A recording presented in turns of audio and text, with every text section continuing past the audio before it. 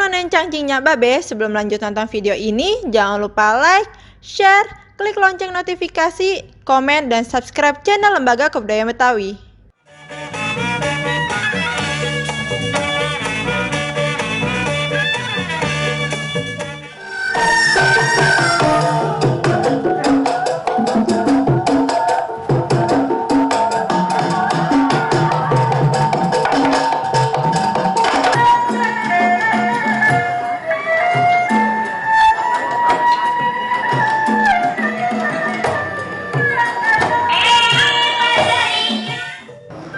Terutama juga kepada para juara yang hari ini berkesempatan hadir, dan sebelumnya saya ucapkan banyak terima kasih dan selamat bahwa Anda sudah membuktikan di dalam era krisis wabah ini Anda masih bisa berprestasi.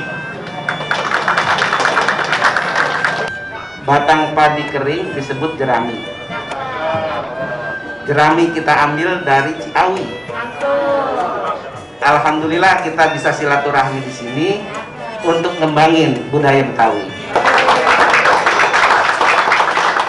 Kita berharap adik-adik terus bangga, senang, dan buktikan bahwa adik-adik bisa tampil tidak hanya di situ Babakan, tapi juga di tempat-tempat di balai kota, di tingkat nasional, bahkan sampai di tingkat internasional.